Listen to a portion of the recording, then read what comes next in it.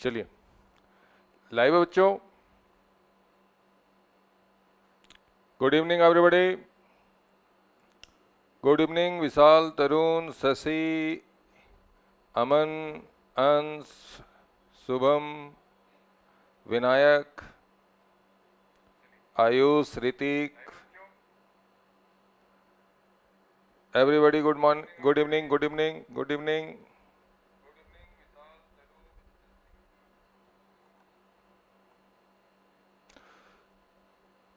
सबसे पहले तो बच्चे मैं आप लोगों से एक बात कहना चाहता हूं कि हम आज थोड़ी लेट हो गए। लेट होने की वजह थोड़ी सी टेक्निकल कनेक्टिविटी की वजह से हो गए हम लोग, और करीब हम 10 मिनट लेट तो हैं निसंदेह, इसमें कोई शक नहीं है। ओके, आज का जो टॉपिक है वो हम लोग जो स्टार्ट करेंगे आज का, मई 2018 के 2 क्वेश्चन हम बनाएंगे रेसिडेंशियल स्टेटस से under new oblique old, new oblique old. Good evening everybody. Niranjan, commerce with Mithun Chakraborty, बहुत बढ़िया, गुड इवनिंग।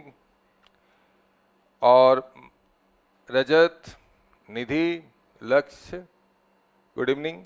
इससे पहले कि आज के हम टॉपिक पे जाएं, आज इस अटेम्प्ट के 2 क्वेश्चन बनाने हैं रेसिडेंशियल स्टेटस से न्यू और ओल्ड में। मैं आपसे एक बात शेयर करना चाहता हूं।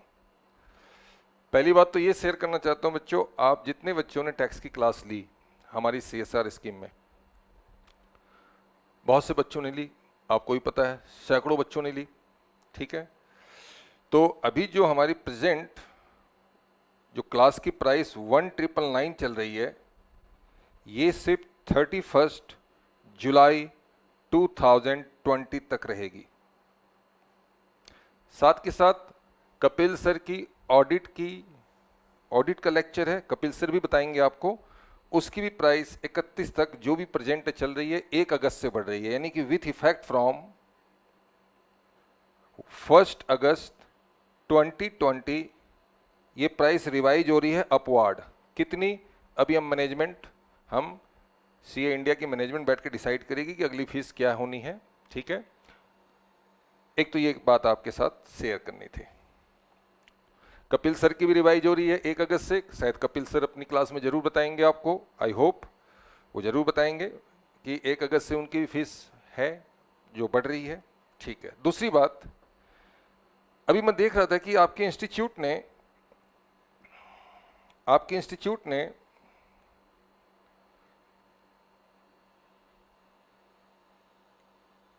अनाउंसमेंट दे दी है रिजल्ट की, सॉरी इसकी एग्जाम की, नवंबर की एग्जाम की अनाउंसमेंट दी है।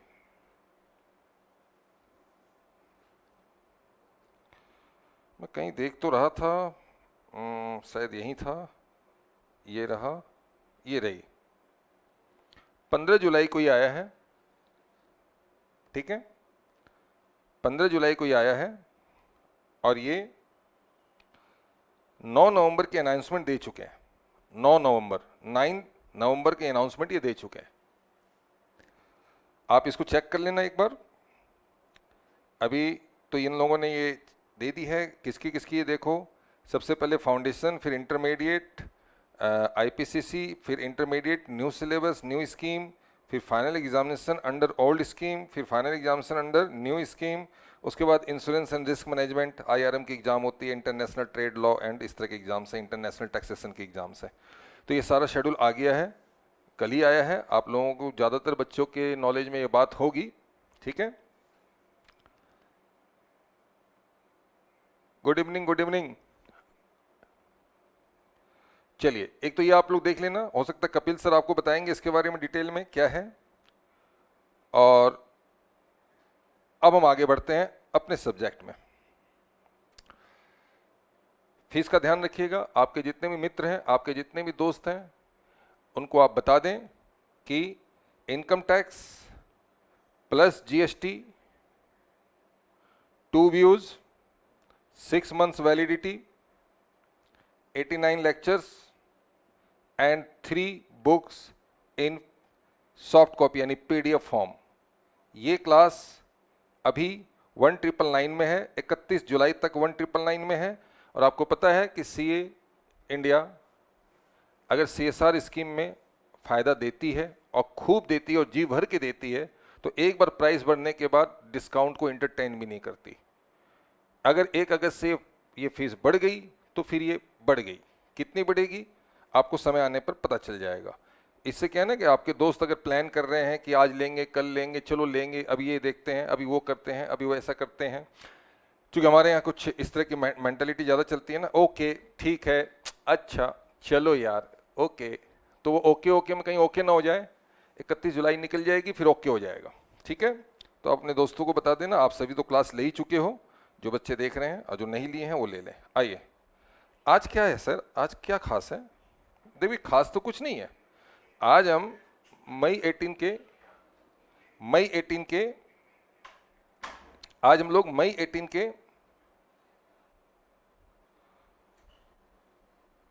2 क्वेश्चन करेंगे। पहला जिसमें टोटल इनकम निकालना है स्टेटस के हिसाब से, और दूसरा जिसमें रेसिडेंशियल स्टेटस डिटरमाइन करना है। ठीक है, क्या बोल रहे हैं आप? सिराज, क्या है ये? साइम, सिराज, खारी, थोड़ा सा एक्सक्लूजन पर एलोबरेट करें। कौन सा एक्सक्लूजन बच्चे, थोड़ा डिटेल बताना।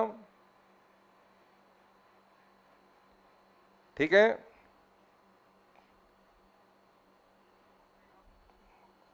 आइए, एक में हमें निकालना है स्टेटस और दूसरे में हमें निकालना है, एक में निकालना है हमें स्टेटस, दूसरे में हमें निकालना टोटल इनकम। तो हम स्टार्ट करते हैं पहले टोटल इनकम वाले क्वेश्चन से। इसमें कई बच्चों ने बनाया, मुझे कुछ बच्चों ने व्हाट्सएप पे इसका आंसर भी भेजा।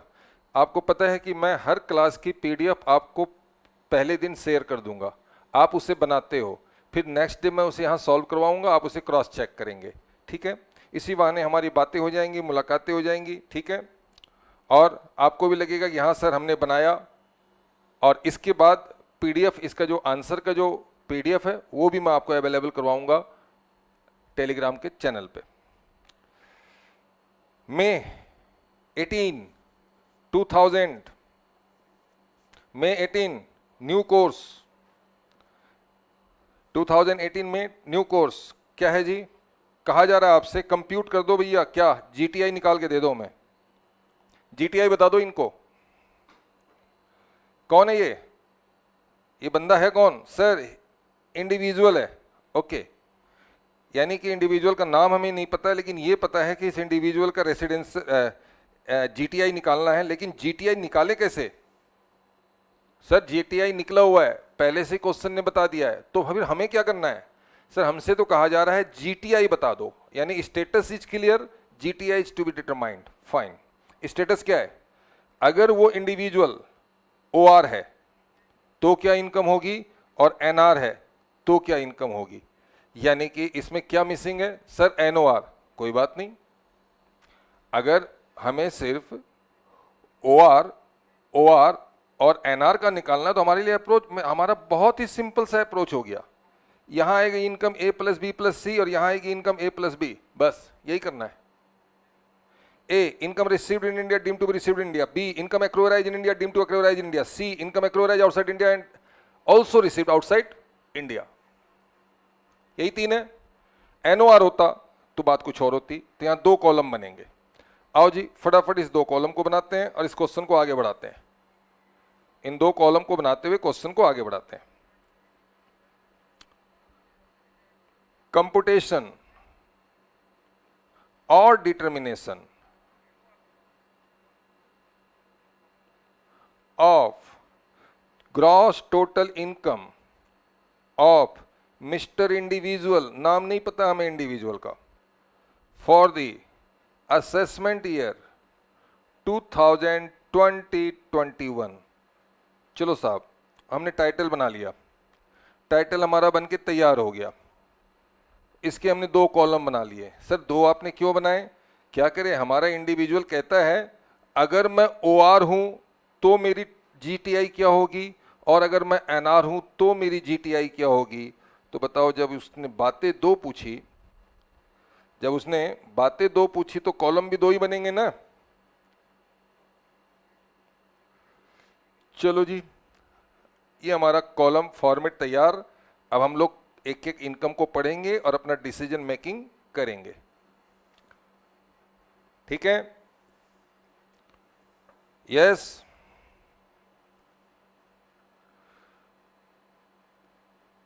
ओके। ICI के जो नोटिफिकेशन है, देखो मैंने केतन एक्सक्लूजन का लिस्ट देखा नहीं है। मैं जरूर आपके साथ अगली क्लास में, कल वाली क्लास में हो सकता है या मंडे वाली क्लास में। कल तो, आज पता नहीं, आज शायद फ्राइडे है ना, थर्सडे आज, चलो कल ही, हाँ कल ही, फिर तो कल फ्राइडे वाली क्लास में मैं एक्सक्लूजन के बारे में आपके साथ जरूर देखूंगा। अभी मैंने उसको चेक नहीं किया है, डेफिनेटली शेयर करेंगे, ठीक है। क्या क्या एक्सक्लूड किया गया है, क्या क्या नहीं किया गया है, खासकर मैं अपने सब्जेक्ट टैक्सेशन की बात तो जरूर करूंगा। अब आगे बढ़ो। पहले इनकम इंटरेस्ट है, कहां से सर? जर्मन डेरिवेटिव से, डेरिवेटिव बॉन्ड से। अच्छा जी, बॉन्ड से इंटरेस्ट है। बॉन्ड कहां का सर? जर्मन का, जर्मनी का। बहुत बढ़िया। तो बताओ, बॉन्ड अगर जर्मन का है, जर्मनी का है, तो आपकी इंटरेस्ट इनकम कहां एक्रूअराइज हुई सर? जर्मनी में हुई, ओके। और रिसीप्ट कहां हुई सर? रिसीप्ट के बारे में तो बताया नहीं है, लेकिन थोड़ा सा बताया गया है। क्या इनकम तो 21,000 है, 21,000 की इंटरेस्ट इनकम है जर्मनी के बॉन्ड पर, डेरिवेटिव्स बॉन्ड पर। इसमें से 1/3 रिसीव्ड इन इंडिया। ये हुई बात, ये जो 1/3 रिसीव्ड इन इंडिया है, ये 1/3 नॉन रेसिडेंट के लिए भी टैक्सेबल हो गया। सर क्या मतलब? मतलब ये बच्चे, ये हमारा इंडिया, यहां पर है जर्मनी, यहां से हम बॉन्ड खरीदते हैं, मतलब इस यहां की गवर्नमेंट का बॉन्ड है या यहां की कंपनी का बॉन्ड है, इस पर हमें इंटरेस्ट मिल रहा है। तो ये इनकम एक्रूअराइज हुई बाहर, और यहां तक कि रिसीव्ड भी हुई बाहर। नहीं सर, पूरी रिसीव्ड नहीं हुई बाहर, 1/3 इंडिया में रिसीव्ड हुई, तो इसका मतलब है 2/3 इंडिया के बाहर रिसीव्ड हुई। अब 21,000 में से 14,000 बाहर रिसीव हुई और 7,000 रुपया इंडिया में रिसीव हुई। क्या ये सही है सर? बिल्कुल सही है, ओके। तो देख बच्चा, अगर 14,000 तक की इनकम, यानी कि इनकम अप टू 14,000, ये C कैटेगरी की इनकम है, income एक्रूअराइज outside India, received outside India. लेकिन 7,000 रुपये तक की इनकम, ये A कैटेगरी की इनकम है। अब अगर ये A कैटेगरी की है तो OR को तो खैर टैक्स होना ही होना है, साथ के साथ हम NR को भी टैक्स करेंगे, लेकिन C कैटेगरी की इनकम सिर्फ OR को टैक्स करेंगे। तो OR को हम दोनों टैक्स करेंगे, तो 14 और 7 21,000 रुपये टैक्स होगा OR के लिए, और NR के लिए होगा मात्र 7,000। कोई डाउट, कोई शक, कोई शक डियर? और अगर 1/3 रिसीव्ड इन इंडिया न दिया होता तो क्या करते हैं? तो सर फिर तो ये पूरी की पूरी इनकम C कैटेगरी की हो जाती, सिर्फ OR में टैक्स करते, NR में नहीं करते।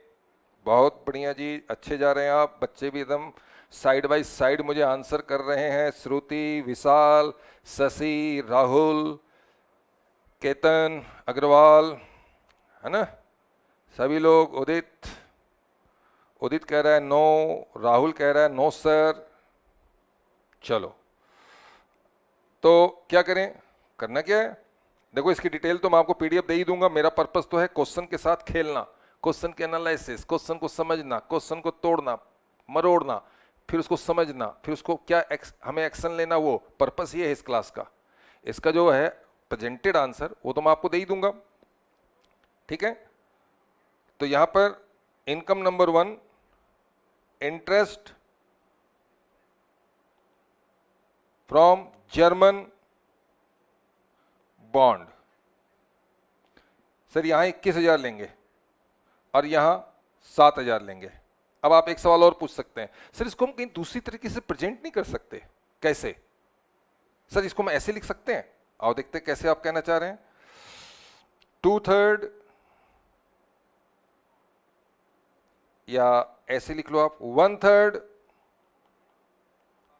Received in India, 2/3 received outside India. हाँ जी, आप ऐसे भी लिख लो, ये तो और अच्छी बात है अगर ऐसे लिखना आपका मन है तो।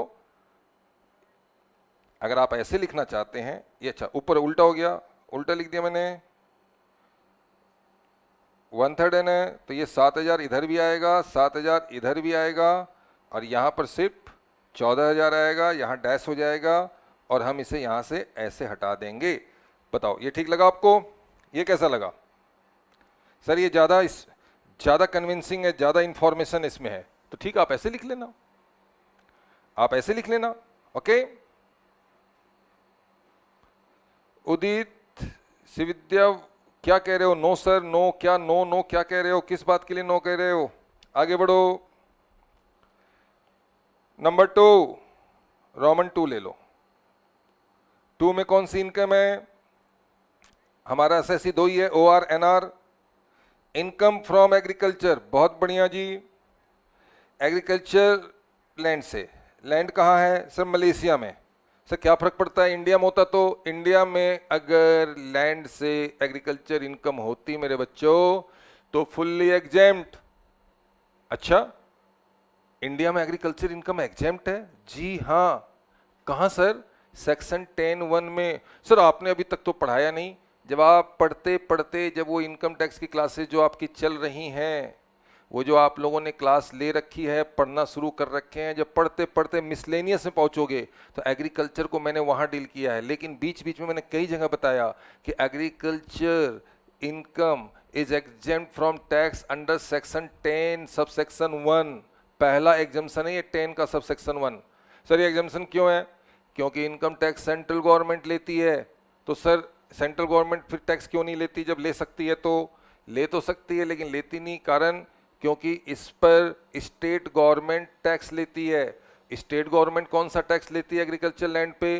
तो आपने सुना होगा, आमिर खान की पिक्चर आपने लगान देखी होगी, तो उसको हम लगान भी कहते हैं। गांव में जो बच्चे रहते हैं वो अच्छी तरह से जानते हैं कि स्टेट गवर्नमेंट इसे मालगुजारी भी कहती है कुछ हिंदी में, और जो पॉपुलर वर्ड है वो है लैंड रेवेन्यू। यानी खेत की जमीनों पर, एग्रीकल्चर लैंड पर राज्य सरकार लैंड रेवेन्यू आपसे लेती है, जिसको मालगुजारी और लगान कहते हैं। तो जब स्टेट गवर्नमेंट किसानों से ज़मीन पर टैक्स ले ही रही है, तो उसी ज़मीन से पैदा होने वाली एग्रीकल्चर इनकम को केंद्र सरकार कर मुक्त कर देती है, एग्जेम्प्ट कर देती है। ठीक है, तो ये इंडिया में तो है नहीं, वरना एग्जेम्प्ट हो जाता। सर ये तो मलेशिया में है। तो मेरे बच्चे मलेशिया में है तो फुल्ली टैक्सेबल। सर ये इनकम इंडिया में भेजी गई है। भेजी गई है मतलब मैं कहूँगा आपसे, आप मान लो कोलकाता में बैठे हुए हैं, कोलकाता में बैठे हुए हैं, मैं आपसे कहूँगा कि उसे भेज दो। किसे? उसे। तो आप उसको वहाँ से रिसीव करके कलकत्ता से दिल्ली भेजोगे ना, तो जो भेजा जाता है वो रिसीव पहले हो जाता है, राइट? जिसको आप भेज रहे हो वो पहले आपने रिसीव कर लिया, तभी भेज रहे हो उसे। तो मलेशिया की इनकम मलेशिया में रिसीव हो गई, तभी इंडिया भेजी जा रही है। तो that income is received outside India. Okay, कितनी इनकम है ये? सर ये 51,000 है। बहुत बढ़िया।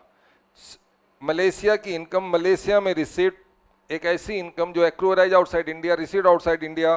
तो मेरे बच्चों ये सी कैटेगरी इनकम है, और सी कैटेगरी एनआर में टैक्स होती ही नहीं, ओआर में होती है, तो सिर्फ ओआर में आएगी। Agro income, Malaysia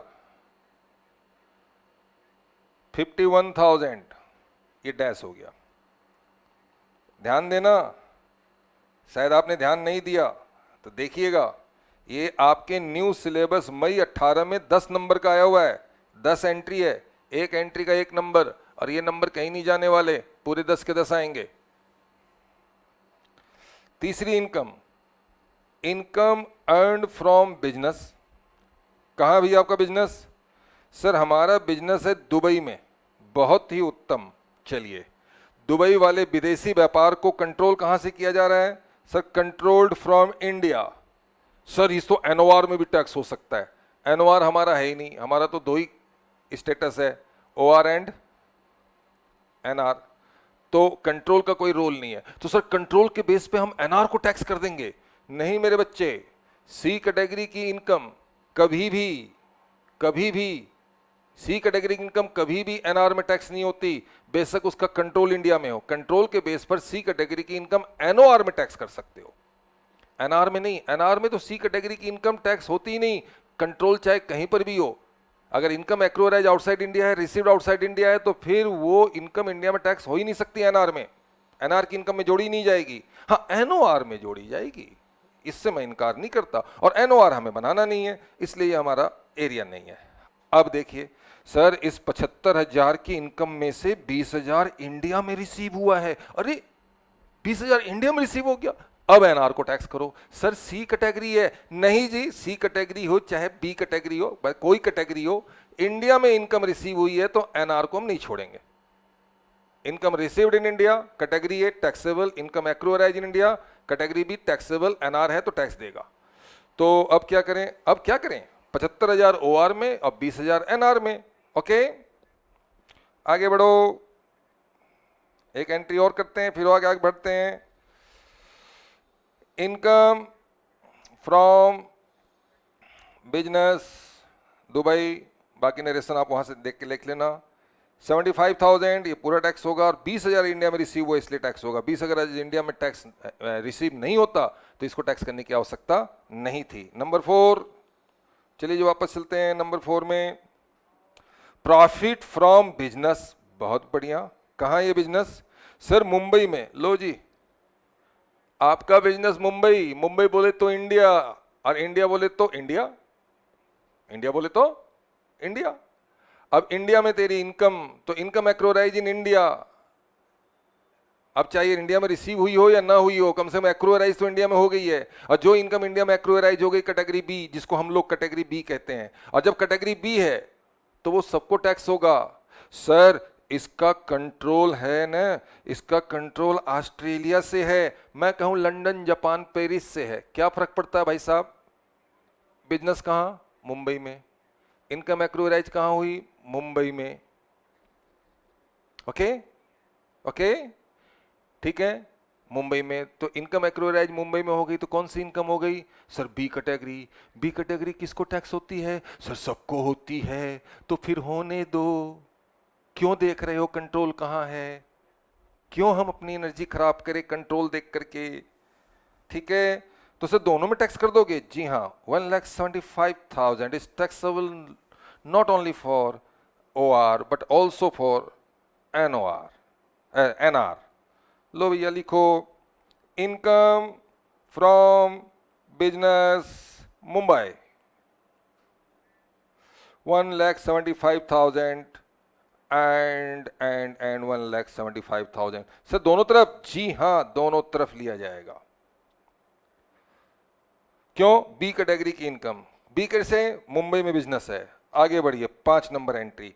sir interest, interest है, ठीक है। फिर सर इंटरेस्ट रिसीव हुआ है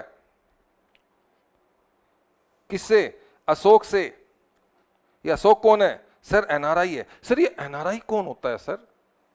sir NRI, sir sounding so cool sir, cool cool cool. आजकल क्या है ना, कूल एक कल्चर है, कूल कल्चर का ये जमाना है ना। Sir NRI sounding cool, okay. होता कौन है ये?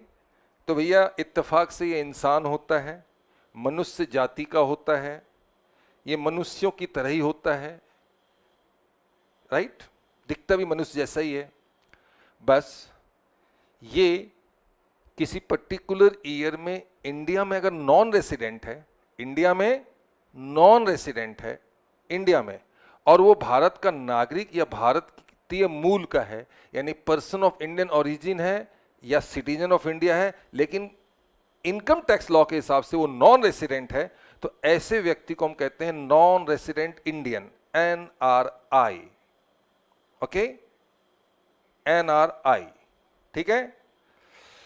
तो एनआरआई, एनआरआई पे ज्यादा ध्यान मत दीजिए, इस पे ध्यान दीजिए कि ये नॉन रेसिडेंट है। सर इंटरेस्ट रिसीव्ड हुआ नॉन रेसिडेंट से, ठीक है जी। क्यों? क्योंकि सर हमने लोन प्रोवाइड किया था नॉन रेसिडेंट को। अच्छा, बिजनेस कहाँ है? सर बिजनेस इंडिया में है। लो जी, आपने अपने मित्र अशोक को लोन दिया, वो लोन वाला पैसा बिजनेस में यूज हुआ, बिजनेस इंडिया में है, तो money is used in India. Loan लेने वाला नॉन रेसिडेंट, और जब नॉन रेसिडेंट लोन ले, राइट, और इंडिया में यूज करे, ठीक है जी, तो ये इनकम क्या मानी जाएगी? क्या मानी जाएगी? Deem to accrue or arise in India. ठीक है, चाहे हमारे पास तो दो स्टेटस है ना, अगर रिसीव करने वाला रेसिडेंट हो तो भी इंडिया में एक्रूअराइज माना जाएगा, और रिसीव करने वाला नॉन रेसिडेंट हो तो भी एक्रूअराइज इंडिया माना जाएगा। मैंने आपको पढ़ाया था, शायद आप भूल रहे हैं, लेकिन मैं आपको याद दिला दूंगा, परेशान मत होइए। आपने बेसिक में पढ़ा होगा कि नॉन रेसिडेंट ने रेसिडेंट को लोन दिया, ठीक है, लेकिन यहां तो उल्टा हो रहा है। यहां नॉन रेसिडेंट कौन है? हमारा अशोक। लोन देने वाला कौन है? रेसिडेंट। पैसे कहां यूज हुए? इंडिया में यूज हुआ, यानी ये बंदा इंडिया में आके यूज करता है, और इसको क्या मिल रहा है? इंटरेस्ट। इंटरेस्ट इस तरफ और लोन गया इस तरफ। इसने इसको लोन दिया, इसने इसको इंटरेस्ट दिया, और इसकी हमें इनकम निकालनी है रेसिडेंट की। मनी इंडिया में यूज हुआ, तो आप ही बताओ आपका क्या कंक्लूजन निकल के आ रहा है? Sir deem to accrue or arise India होगा, तरुण ने कहा, ठीक है। और केस भी कह रहा है, और केस कह रहा है सर टैक्सेबल टू बोथ। वो तो खैर दोनों में होना है, क्योंकि money is use in India, if business in India, profit and loss account भी इंडिया में बनेगा, राइट। तो पीएल की डेबिट में इंटरेस्ट भी इंडिया में ही जाएगा, और जब पीएल की डेबिट में जाएगा, राइट, तो इनकम कम होगी। इनकम कम होगी तो सरकार को तकलीफ होगी, तो सरकार आपसे पूछेगा भाई आपने क्या किया? जी हमने इंटरेस्ट पीएल में डेबिट किया। क्यों किया? क्योंकि जी मैंने तो उससे लोन लिया था, तो मैंने उसको ब्याज दिया, तो ब्याज दिया तो मैंने पीएल में डेबिट कर दिया। तो भैया अगर पीएल में डेबिट किए तो आपने उस पर टीडीएस काटा, ये सारी बातें टीडीएस में आती हैं, राइट। तो कहीं ना कहीं आपके लिए एक्सपेंसेज हुआ पीएल में डेबिट हो गए, तो रिसीवर के लिए इनकम हो गया, क्योंकि वो पैसा इंडिया में यूज हुआ है। इसी का सेकंड केस देखो आप जरा, इसी का सेकंड केस देखो कि सर जिसकी हम इनकम निकाल रहे हैं वो भी नॉन रेसिडेंट, सेकंड केस, और जिससे को हमने लोन दिया वो भी नॉन रेसिडेंट। सर इसने इसको लोन दिया, इसने इसको इंटरेस्ट दिया, लेकिन सर बोरोड मनी इंडिया में यूज हुआ, तो भैया इंडिया में यूज हुआ तो deem to accrue or arise in India.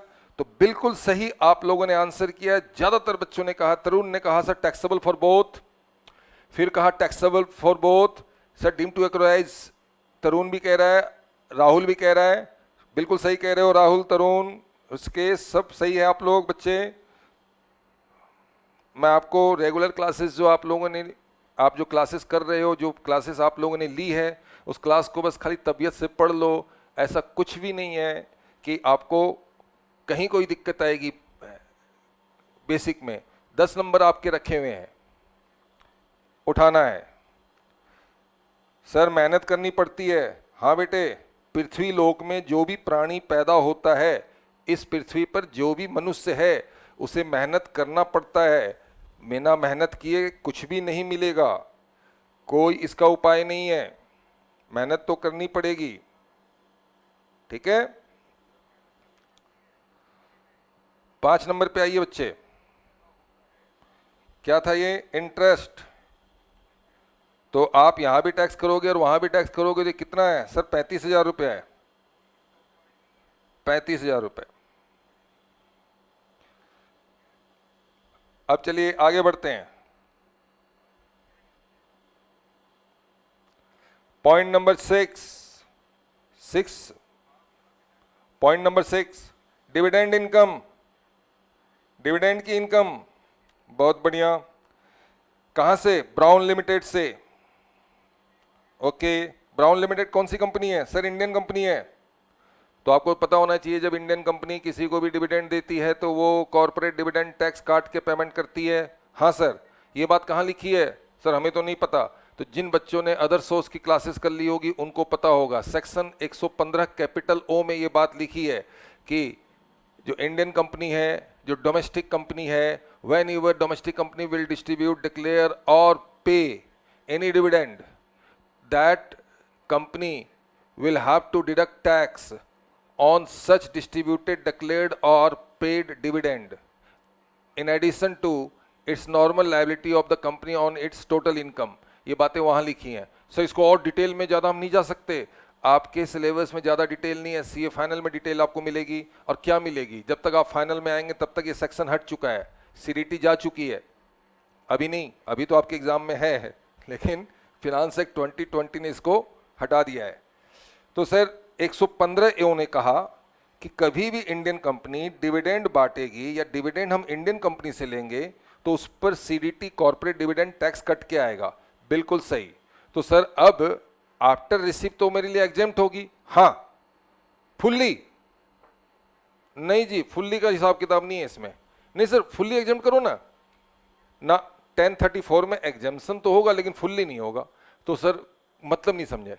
आपका डिविडेंड इनकम कितना आया टोटल मिला के सभी इंडियन कंपनी से? सॉरी, इंडियन कंपनी में जहां जहां आपने इन्वेस्टमेंट किया है आपके पास कितने पैसे आए? सर मेरे पास 6 लाख रुपए आए, मेरे पास आए, फुल्ली एग्जेम्प्ट। सर 8 लाख आए, फुल्ली एग्जेम्प्ट। सर 10 लाख आए, फुल्ली एग्जेम्प्ट। सर 11 लाख आए, 10 लाख से ऊपर वाली डिविडेंड पर 10% टैक्स। सर देखो 11 लाख रुपए जो आए हैं वो पूरे सीडीटी कटने के बाद आए हैं। जी हां, उसके बावजूद भी 10 लाख से ऊपर, 10 लाख से ऊपर अगर आपकी डिविडेंड इनकम है तो ऊपर वाले पे, ये 10 लाख है ना, ये 10 लाख, इस 10 लाख, ये 10 लाख तक तो एग्जेम्प्ट है, राइट? ये 10 से ऊपर वाली जो इनकम है, ये ऊपर, ये इस पर 10% टैक्स। सर वो शेयर होल्डर को फिर देना पड़ेगा सीडीटी कटने के बाद भी? जी हां सर, तो मुझे अच्छा नहीं लग रहा है। आपसे चॉइस नहीं पूछी जा रही है सर, ये गलत है। आपसे राय नहीं मांगी जा रही है। देश का कानून यही है, जब फिनांस मिनिस्टर आपसे राय मांगे तो आप दे देना, लेकिन अभी तो यही है। सर कोई लॉजिक तो होगा ना? हाँ लॉजिक तो होता ही बच्चा, बिना लॉजिक के क्या है? वो ये मानती है सरकार कि जिस व्यक्ति के पास पूरे साल भर में डिविडेंड जैसी इनकम, घर बैठे बैठे, आप घर बैठे हो, कंपनी मेहनत कर रही है, कंपनी कमा रही है, उस कमाई में से आपका हिस्सा घर बैठे बैठे आ रहा है, तो इस तरह से घर बैठे बैठे जो इनकम आ रही है वो 10 लाख से ज़्यादा आ रही है, तो आपके पास कुछ ज़्यादा ही आ रही है। तो हमें ऐसा लगता है कि आपको 10 लाख से ऊपर वाले पे थोड़ा सा और टैक्स दे देना चाहिए। सर लॉजिक क्या है? अरे यार टैक्स लॉजिकल नहीं होता, टैक्स बस होता है, बस 10 से ऊपर 10%। सर अदर सोर्स में पढ़ाएंगे आप? जी हाँ, अदर सोर्स में। बहुत बढ़िया, आगे बढ़ो। तो क्या करें सर इसको? ये तो सर 30,000 है, तो बेटा ये जब 30,000 है तो फुल्ली एग्जेम्प्ट कर दो। क्यों इतना परेशान होंगे हम लोग? अगर सर ये 10,30,000 होता तो फिर मैं 30,000 को यहां जोड़ देता, नहीं छोड़ता मैं 30,000 को। फिर 10 लाख से ऊपर वाली डिविडेंड चाहे इंडियन कंपनी से क्यों ना हो, टैक्सेबल है। ओके, ये बात, हाँ जी यही बात। आइए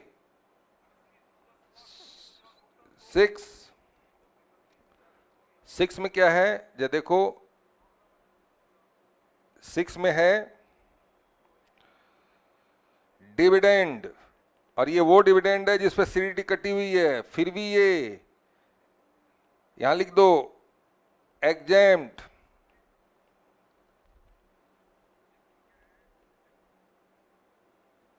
under section 1034।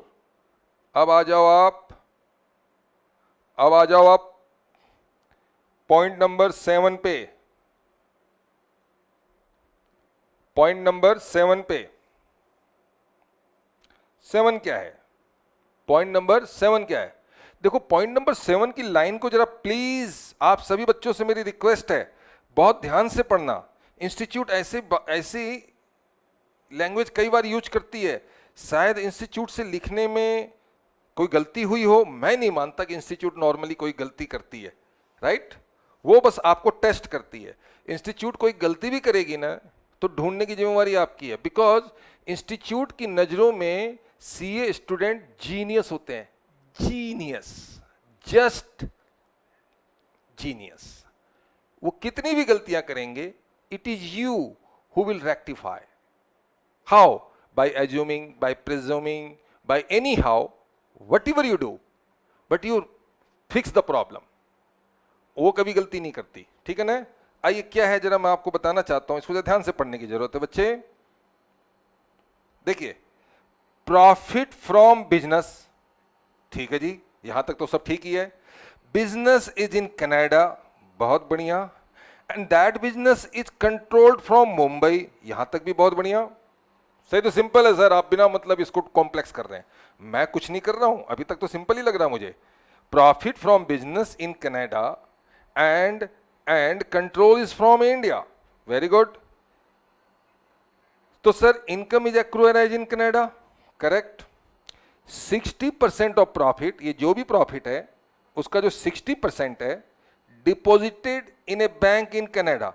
It means profit up to 60% is not only accrued or arise in Canada but also received and deposited in Canada, and 40% is remitted to India और 40% इंडिया में भेज दी गई। लेकिन सर ये इसमें ऐसा क्या था जो आप कह रहे थे कि ये बहुत अच्छा है, इसको बहुत ध्यान से पढ़ना होगा, ठीक है। तो इसकी लैंग्वेज क्लियर नहीं लग रही मुझे, इसकी लैंग्वेज क्लियर नहीं लग रही है। या तो ये जो कह रहा है, यहां पर हम दो तरह की इंटरप्रिटेशन ले सकते हैं। क्या कह रहा है, 60% उसने डिपॉजिट कर दिया कनाडा में एंड 40% रेमिट कर दिया इंडिया में। तो ऐसे कैसे रेमिट कर दिया, बैंक के थ्रू ही किया होगा। इसको ऐसा लिखता तो ज्यादा अच्छा होता, थोड़ा अच्छा लगता मुझे कि 100% उसने डिपॉजिट कर दिया जिसमें से 40% इंडिया भेज दिया। या तो ऐसा होता, या ऐसा होता कि 60% उसने कनाडा में डिपॉजिट कर दिया और 40% डिपॉजिट कर दिया इंडिया में, ओके। या तो ऐसा लिखा होता, या तो फिर ऐसा लिखा होता। तो यहां लैंग्वेज थोड़ी सी मुझे, सर आप बेवजह इस पे ना, बेवजह इस पे इशू बना रहे हो आप। ऐसा कुछ नहीं है, ये बिल्कुल सिंपल लैंग्वेज है, आप बिना मतलब इसे खींच रहे हो। अच्छा जी, तो देखते हैं एक बार फिर से, हम लोग एक बार फिर से देखते हैं इस पूरी लैंग्वेज को। हम यहां करने क्या बैठे हैं, खींचने ही तो बैठे हैं। बाकी तो आपको सारी नॉलेज है, आप सारा क्वेश्चन बना ही लेते हो, मुझे पता है। हम तो यहां खींचने ही बैठे हैं, राइट। आओ देखते हैं, कुछ तो निकल के आएगा। प्रॉफिट है बिजनेस इन कनाडा से, कंट्रोल मुंबई से, यहां से सारा बिजनेस कनाडा का संभाला जा रहा है। जो भी प्रॉफिट हुई है, ये प्रॉफिट है 60,000। इस 60,000 की प्रॉफिट में से ये जो थी 60% ऑफ प्रॉफिट डिपॉजिट कर दिया गया कनाडा के बैंक में और 40% इंडिया में भेज दिया गया। तो मैं यहां सिर्फ ये कहना चाहता था कि इसको थोड़ा सा आप क्लियर कर सकते थे इस लैंग्वेज को, कि द मनी इज डिपॉजिटेड, पहले लिखते कि 100% money is deposited in Canada and thereafter out of that deposited money 40% remitted to India. ऐसे लिखते तो मुझे ज्यादा अच्छा लगता। अब बताओ, इंडिया में अगर आपने भेज दिया तो पैसे तो कभी भी आएंगे, तो इंटरनेशनल मनी जब भी आएगी वो प्रॉपर चैनल से आएगी। अब प्रॉपर चैनल से आने के लिए वो पैसे पहले वहां जमा होंगे, जमा होने के बाद ही इंडिया भेजे जाएंगे। वैसे एक बात बता दूं, हमें ये समझना है, इसमें हमें ये समझना है कि ना तो 60% इंडिया में रिसीव हुई है, ना तो 40% इंडिया में रिसीव हुई है। आपको समझना यह है कि कुछ भी इंडिया में रिसीव नहीं हुआ है, और जब इंडिया में कुछ भी रिसीव नहीं हुआ तो ये इनकम सी कैटेगरी की है। सर कंट्रोल इंडिया से है, एग्रीड, कंट्रोल इंडिया से है। कंट्रोल के बेस पे आप नॉन रेसिडेंट को टैक्स नहीं कर सकते, नॉट ऑर्डिनरी को टैक्स कर सकते हैं। तो एनआर के केस में निल, और सर ओआर के केस में 60,000 फुल। तो यहां थोड़ी सी लैंग्वेज, कई बार जानते हो इस तरह की बातें एग्जाम में जब आप पेपर देते हो तब आप फंस जाते हो। सर देखो ना सर, वहां समझ में ही नहीं आ रहा था सर इसने क्या कर दिया। प्रॉफिट फ्रॉम कनाडा बिजनेस, ये पूरा 60,000 यहां आएगा और यहां कुछ भी नहीं आएगा, even if there is a control, okay. हाँ तरुण, वो 115 बीबीडीए है, 10 लाख से ऊपर की डिविडेंड पर 10% टैक्स होता है। चलो अब आ जाओ फटाफट, समय हमारे पास बहुत लिमिटेड होता है, लेकिन क्या करें, कोशिश ये होती है कि जितना हम इसको तोड़ मड़ोड़ सकें। ये तोड़ना मड़ोड़ना बड़ी अच्छी आदत होती है, खासकर क्लासरूम में। इससे आपकी मेंटल एबिलिटी इंक्रीज होती है, समझना, उसको बार बार सुनना, उसको बार बार एनालाइज करना। वैसे तो आप फटाफट बना लेते हो, ज़्यादातर बच्चों ने तो आंसर मुझे पहले ही लिख के दे दिया है।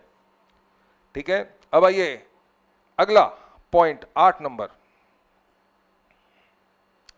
अमाउंट है रिसीव्ड है एनआरआई से। एनआरआई को हम एनआर समझेंगे। अमाउंट रिसीव्ड है एनआर से, किस लिए के अमाउंट रिसीव्ड है? सर नो हाउ के लिए। तो नो हाउ के लिए आपको क्या मिला होगा? Sir royalty. तो इसको ऐसे पढ़ेंगे हम, royalty received from non resident for the use of know how. Know how कहाँ यूज हुआ? सिंगापुर में। तो देखो यहां दो सिचुएशन बनती है, एक नॉन रेसिडेंट है, उससे आप रिसीव कर रहे हो, देखो रिसीव कर रहे हो, आप रिसीव कर रहे हो, नॉन रेसिडेंट से रिसीव कर रहे हो। ए एक ओआर और बी एनआर। तो एक तो ये हुआ, एक ये हुआ।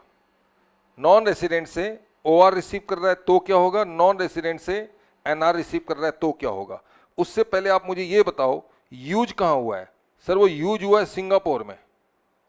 सिंगापुर, अच्छा जी। तो हमें किसकी जीटीआई निकालनी है? सर हमें जीटीआई निकालनी है ओआर की, एनआर की। ये रिसीव कर रहा है, ये रिसीव कर रहा है। अच्छा, किससे? एनआर से। क्या रिसीव कर रहा है? Sir royalty. तो इसका मतलब है नो हाउ किसका था? सर वो नो हाउ ओआर का था, उसने अपना नो हाउ एनआर को दे दिया। ठीक है, अगर वो ओआर है एनआर को दे दिया और उससे उसको क्या मिला? रॉयल्टी। तो ये टैक्स होगा कि नहीं? बताइए। आपको मालूम है ओआर अगर कोई पैसे रिसीव करता है और दुनिया में वो कहीं भी रिसीव करे, ओआर के केस में ऑल ग्लोबल इनकम टैक्सेबल होती है ना? तो सर ये टैक्स होगी? जी हाँ। लेकिन एनआर ने, अगर मान लो हमारा एसएससी एनआर है और वो एनआर होते हुए एनआर से रिसीव किया, लेकिन कहां रिसीव किया क्लियर नहीं बताया गया है।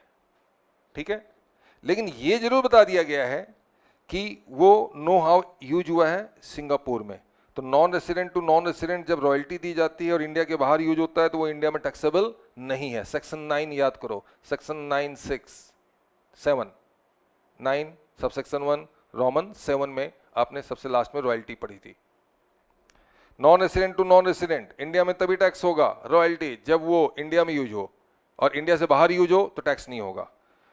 OR to NR, OR to NR, तो ओआर अगर रिसीवर है तो ओआर दुनिया में कहीं भी रिसीव करे, वो नो हाउ दुनिया में कहीं भी यूज हो, ओआर की तो एक ही बात है, A plus B plus C all global income is taxable in India. तो सर हम क्या कर रहे हैं? हम ओआर में टैक्स कर रहे हैं, एनआर में नहीं कर रहे हैं। ओके, रॉयल्टी इनकम कितना है? ये 8 लाख रुपया सर, और यहां पर ये टैक्स नहीं हो रहा है। अब आ जाइए 9 नंबर में। ठीक है बच्चे,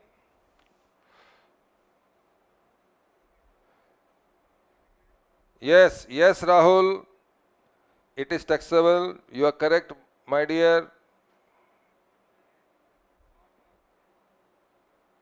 okay okay okay, yes yes yes. Kapil ji यहां लिख रहे हैं, he is my teacher is as well, I took classes in 2009। Yes, सीधा साधा बच्चा। कपिल की वो पुरानी बातें जब याद आती है, फिर किसी दिन, चलो मेरा नहीं तो क्वेश्चन रह जाएगा। Right, very hard working guy, very energetic, very very energetic. Dividend receipt from foreign company. भैया फॉरेन कंपनी से डिविडेंड लोगे फुल्ली टैक्सेबल। क्यों सर, इसमें सीडीटी नहीं कटती? नहीं। क्यों? क्योंकि सेक्शन 115 कैपिटल ओ ने कहा है सिर्फ डोमेस्टिक कंपनी ही अपने डिविडेंड पर सीडीटी काटेगी। क्यों 115 ओ फॉरेन कंपनी को अपने कवरेज में नहीं लेता? नहीं लेता, नहीं लेता। तो फिर फॉरेन कंपनी का पूरा डिविडेंड रेसिपिएंट शेयर होल्डर के हाथ में टैक्सेबल होगा, राइट? तो सर ये फुल्ली टैक्सेबल है? जी हाँ। सर फॉरेन कंपनी है, कोई बात नहीं, dividend received from foreign company in India, चलो जी एक क्लियर हो गया, रिसीव्ड इन इंडिया। तो अब रिसीव्ड इन इंडिया तो फिर दोनों जगह टैक्स होगा, चाहे वो ओआर हो चाहे वो एनआर हो, 25,000 25,000 25,000 दोनों तरफ होंगे। Dividend 25,000 25,000। And last but not least, and it is very important and very repetitive, you know very well, past untaxed income, पिछली बार ही बताया था तो मैं इसको रिपीट नहीं करूंगा। पास्ट अनटैक्स इनकम कभी भी करेंट ईयर में टैक्स नहीं होती, क्योंकि ना तो ये करेंट ईयर में एक्रूअराइज है, पास्ट इनकम है, ना तो ये करेंट ईयर में रिसीव्ड है, पास्ट इनकम है। तो सर रिसीव्ड तो है ना? जी नहीं माय डियर, जरा लाइन देखो क्या लिखा, ब्रॉट टू इंडिया लिखा हुआ क्या है, brought to India. Brought to India is not equivalent to received in India, fine. So ऐसी इनकम जो ना तो एक्रूअराइज हुई हो हमारे प्रीवियस ईयर में और ना ही रिसीव हुई हो, हम कैसे टैक्स कर दें? सर फिर इसका क्या होगा? हाँ बेटे, इसका क्या होगा, ये सवाल बड़ा शानदार है आपका, बड़े मजेदार क्वेश्चन है, इसका होगा क्या? तो ये एक स्कैप्ड इनकम है। स्कैप्ड क्या होती है सर? वो इनकम जो टैक्स होने से छूट जाती है, बच जाती है, रह जाती है, ठीक है? तो ये इनकम आपकी नहीं टैक्सेबल होगी। और अब आप इसे टोटल करें तो ये टोटल कितना आएगा आप चेक करो। किसी ने टोटल करके बताया? अरे यार पहले से टोटल करके रख लिया करो, मुझे तो बता दिया करो। ये करीब आएगा 12,42,000 रुपए। 1,2,4,2,0,0 and another one will come 2,6,2,0,0। तो ये क्या हो गया मेरा? GTI, ठीक है? So the purpose of this class is to get involved with the practical question, analyze the question, break each and every word, simulate the situations, क्या है लॉ, क्या है ये, क्या है वो, क्या। हम इससे, इस डिस्कशन से ना हमें सोचने का मौका मिलता है, एनालाइज करने का मौका मिलता है, राइट? एक अगला क्वेश्चन है, वो जो क्वेश्चन है वो रेसिडेंशियल स्टेटस निकालने का है। 5 नंबर का क्वेश्चन है, ओल्ड कोर्स में आया था। अरे क्या है जरा देखते हैं। Karuna Kapoor, Mrs Karuna Kapoor, a Hollywood actress. लो जी, Karuna Kapoor Indian and Hollywood actress, ठीक है जी। आजकल बहुत से इंडियन आर्टिस्ट हॉलीवुड के एक्ट्रेस हैं। हर पासपोर्ट उसके पासपोर्ट से रिवील हुआ, यानी कि दिखा, पता चला, following information about her stay in India, यानी कि ये जब उसका पासपोर्ट हमने चेक किया तो वहां से हमें पता चला कि वो इंडिया में कितने दिन है। हम कई बार रेसिडेंशियल स्टेटस को बनाते वक्त एक बात भूल जाते हैं, जो भूल जाते हैं वो भूलनी नहीं थी, और जो याद रह जाती है उसे याद रहने की जरूरत नहीं थी। क्या? जब कोई इंडिया छोड़ के जा रहा है तो हम काउंट करने लगते हैं कि वो किस दिन गया, उसके बाद की काउंटिंग करने लगते हैं। हमें बाद की काउंटिंग क्या करना है भाई? जो इंडिया छोड़ के जा चुका है हमें वो थोड़ी काउंट करना है, हमें तो ये करना है कि वो जाने से पहले इंडिया में कितने दिन था।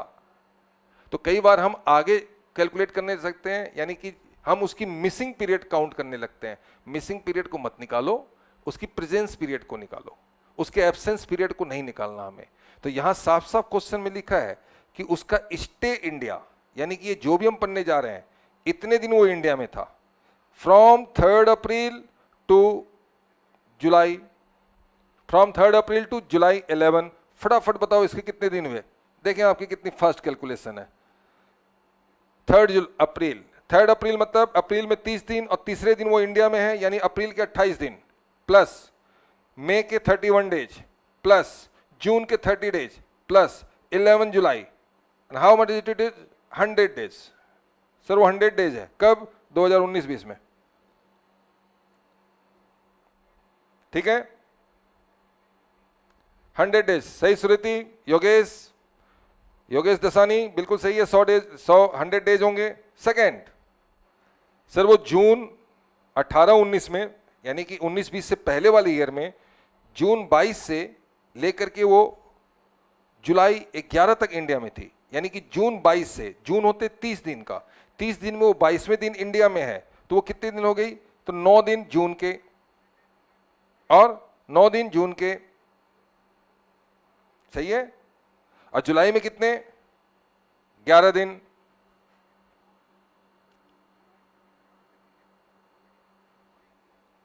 जुलाई के कितने, 11 दिन, जून 22 से लेके जुलाई 11 तक 11 दिन, टोटल कितने हो गए, 20 डेज, ठीक है। फिर इसी तरीके से 17-18 में कितने दिन है, 16-18 में कितने दिन है, ये सारे डेज दिए हुए हैं, ये आपको कैलकुलेट करके निकालना है। जब आपके पास ये डेटा आ जाए, जब आपके पास ये डेटा आ जाए, फिर आपको डिसीजन देना है कि उसका स्टेटस क्या है, कब का। अभी तो मैं सिर्फ क्वेश्चन ही पढ़ रहा हूँ, सॉल्यूशन तो बनाना शुरू ही नहीं किया अभी हमने। असेसमेंट ईयर 2021 में, असेसमेंट ईयर 2021 में उसका रेसिडेंशियल स्टेटस क्या है। जब आपसे 2021 की बात पूछी जा रही है, इसका मतलब कि आपका प्रीवियस ईयर है 2019-20, 1920, 1920, 1920, ठीक है। तो 19-20 प्रीवियस ईयर का आपको इसमें निकालना है स्टेटस। मैं आपको इसका आंसर बता देता हूं, क्योंकि मेरे पास ज्यादा समय नहीं है, क्योंकि हमने लेट से जरा स्टार्ट किया। इसका आंसर है नॉट ऑर्डिनरी रेसिडेंट। इसको अगली क्लास में हम हो सके तो आपके साथ डिस्कस करेंगे।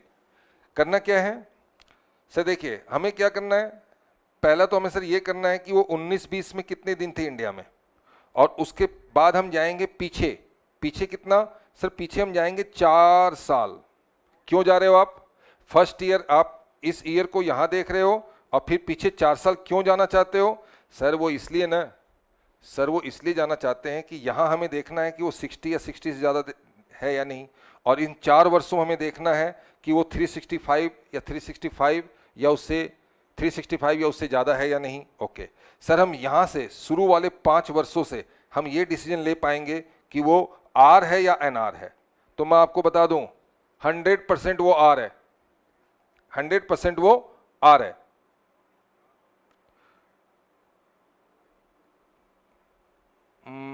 हंड्रेड 100% वो आर है।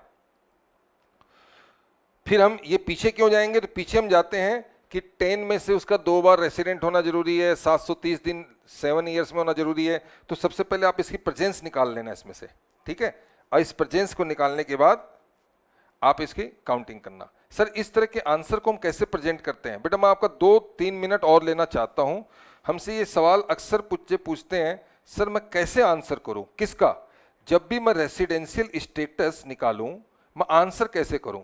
फर्स्ट पैरा में लिखो, फर्स्ट पैरा में क्या लिखो, मेरी बात को ध्यान से सुनो, बहुत आसान है, बहुत आसान है।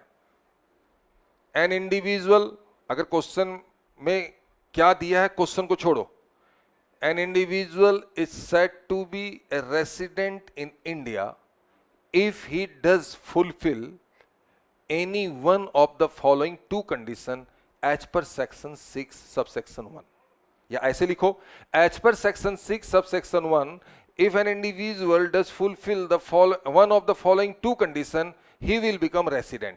Condition number 1, he is in India for 182 days or more during the relevant previous year, or he is in India during the relevant previous year for 60 days or more and 365 or more days during 4 years immediately preceding the relevant previous year. ये law लिख दीजिए। Sir ये law लिखना पड़ेगा, जी हाँ sir मैं तो नहीं लिखूंगा, कोई बात नहीं, 1 नंबर कम आ जाएगा, हाँ सर मैं मैनेज कर लूंगा। Okay then, if you can manage with 1 marks lower you can manage. मैं नहीं कह सकता, आप कोई बच्चे थोड़ी हो, आप सभी बच्चों की उम्र 18 से ऊपर है, समझदार हो, हमसे ज़्यादा फास्ट हो, हमारी जनरेशन से ज़्यादा क्विक हो, ज़्यादा कैची हो, ज़्यादा मतलब कहने मतलब हर तरह से आप हमसे ज़्यादा इंटेलिजेंट हो, इसमें कोई शक नहीं है।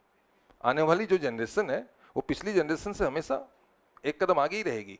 आपको अगर नंबर पूरे चाहिए तो मेरे बच्चे ये लॉ लिखना पड़ेगा। If an individual In case of an individual, if he is fulfill any one of the following two conditions, then he will become resident as per section 6(1). Condition 1 182, condition 2 60 plus 3 65. And in the given question, अब आएंगे, in the given question, Mr. Kapoor does fulfill first condition of above, therefore Mr. Kapoor is resident in India. फिर para change करेंगे, फिर देखेंगे, लिखेंगे to see whether C is ordinary or not ordinary. Ordinary or not ordinary. C will have to, if C does fulfill both of the following condition, C will become ordinary resident, otherwise C will be not ordinary resident. Condition number 1, C must be in India for 7 years. Out of 2 years, C must be resident in India for 2 years out of the 10 years immediately preceding the relevant previous year, and her stay should be there in India for 730 days or more during the 7 previous year immediately preceding the relevant previous year. फिर हम कहेंगे as Miss Kapoor या Mrs. Kapoor fulfilling both of the above condition, she will be OR. Not fulfilling both of the above condition, she will be NOR. She is fulfilling first but not fulfilling second, NOR. She is fulfilling second but not fulfilling first, NOR. This is the way you have to answer. First you write down the law, then pick up the situation of the question and counter with the law, and if the condition fulfilled, this is the answer. Not fulfilled, this is the answer. Very simple, my dear. Enjoy the answer. Enjoy. कुछ नहीं है. Nothing. 2 बार 3 बार लिखोगे यूं, हाथ का मैल. जब चाहोगे language लिखोगे. स्टेटस किसी का भी निकालोगे, बेसिक की वही 2 कंडीशन. सर वो करीना कपूर होगी तो भी लॉ नहीं बदलेगा. और सर अगर मान लिया जाए सर आलिया भट्ट हो तो भी लॉ वही रहेगा. शाहरुख खान आ जाए तो भी वही रहेगा. मेरे बच्चे काहे को टेंशन ले रहे हो. 2 कंडीशन बेसिक की, एक फुलफिल करो रेसिडेंट, और दोनों में से कोई फुलफिल ना करो नॉन रेसिडेंट. एडिशनल कंडीशन दोनों फुलफिल करो OR. दोनों में से कोई एक या कोई भी फुलफिल ना करो NOR. यही लैंग्वेज हर जगह. 10 नंबर इंस्टीट्यूट देती है, ये दे रही है, ले 10 नंबर ले. अब आपकी इच्छा, लेना चाहो सर हम तो लेना चाहते हैं तो बस ठीक है, मजे लो. फिर आप बहुत स्मार्ट हो, समझदार हो. ठीक है बच्चे, इस क्वेश्चन का आंसर करना. आंसर आपका अल्टीमेटली NOR आएगा. और आप लोग अगर चाहें अपनी तसल्ली के लिए व्हाट्सएप करके मुझे आंसर की इमेज भेज देना, मैं एक बार चेक कर लूंगा. मुझे अगर सब कुछ ठीक लगेगा कोई रेस्पॉन्स नहीं दूंगा. अगर मुझे ऑब्जेक्शनेबल आंसर लगेगा तो definitely I will call you back. Okay, तो बच्चे आज की क्लास को मैं यहीं कंक्लूड करूंगा, क्योंकि अब अकाउंट्स वाले सर आने वाले हैं. ठीक है, अकाउंट्स वाले सर आने वाले हैं. 15 मिनट में उनको भी एंटर करना है तो 15 मिनट लगता है स्विच करने में. तो चलिए आप सभी लोग अपना ध्यान रखिए, अपने स्वास्थ्य का, अपने परिवार का, अपने देश का. जय हिंद, बाय.